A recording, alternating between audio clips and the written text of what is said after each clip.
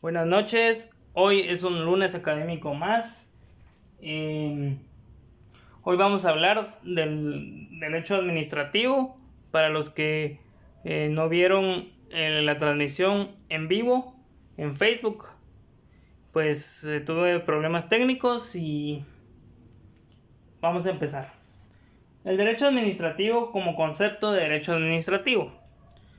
El derecho administrativo es una parte de la ciencia del derecho eh, que estudia principios, doctrinas y normas, teorías e instituciones que regulan a la administración pública. Esto es el concepto principal o primordial del derecho administrativo. El derecho administrativo estudia principios, doctrinas, normas e instituciones que regulan la administración pública.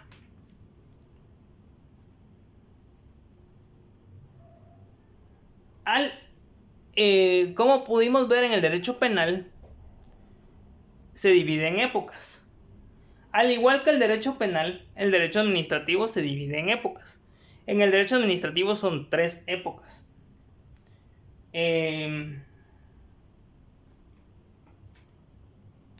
Época de la monarquía. La época de la monarquía era cuando el monarca, pues, tenía todo el poder abarcado solo en él.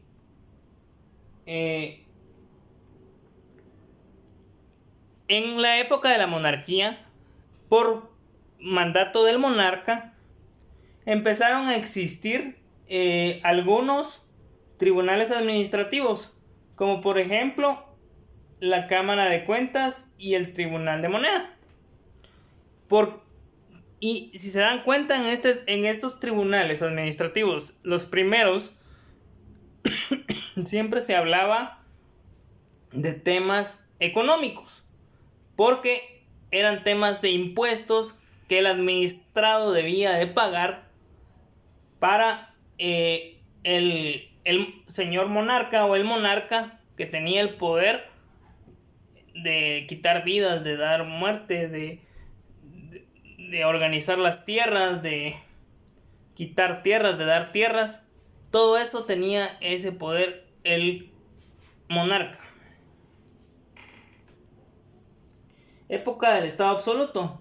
El Estado absoluto es un estado donde el monarca decidía todo, cómo debía de realizarse, en qué momento, cómo se debía de realizar, cuándo, con qué objetivo, y todo era un objetivo económico que perseguía el monarca para tener dinero para armas, para tener dinero para ejércitos, para seguir conquistando tierras. Eso es el objetivo. Después del Estado absoluto viene la descomposición del Estado absoluto. Y a raíz de la descomposición del Estado absoluto, pues va surgiendo el Estado moderno, que es el declive, y va surgiendo la democracia. Eso viene a raíz de la Revolución Francesa. ¿Por qué? Porque la Revolución Francesa nos da el punto de partida de los derechos del hombre y el ciudadano.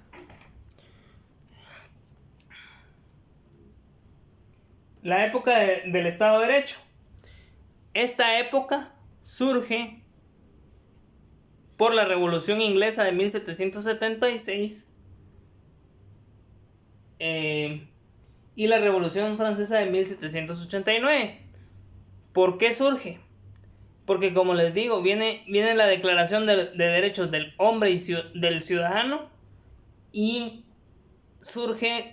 empieza a surgir la democracia, empiezan a surgir las sociedades democráticas. Entonces, debido a estas revoluciones, se va dando la época del Estado de Derecho y va surgiendo el Estado de Derecho en sí para la transformación de las sociedades. Entonces va surgiendo el derecho administrativo como herramienta contra las arbitrariedades que existen para darse una diferente comunicación entre el administrado y el monarca o presidente o persona de poder del Estado que ejerce una situación particular para la transformación de la sociedad.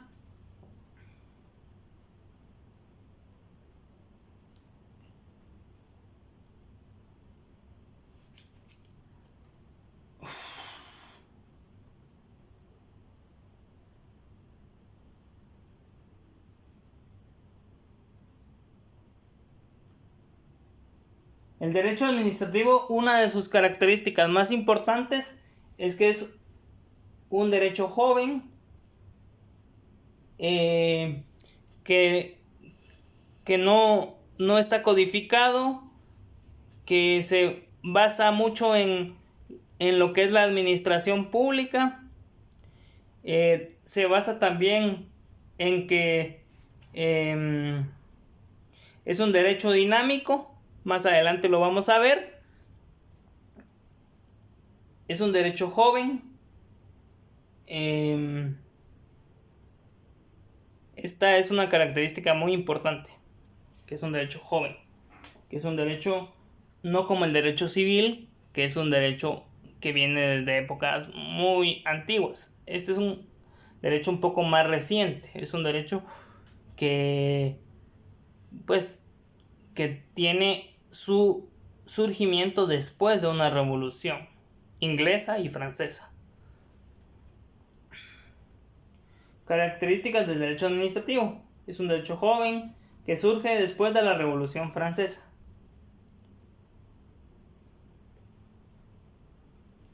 El derecho administrativo, como les menciono, no es un derecho que esté codificado.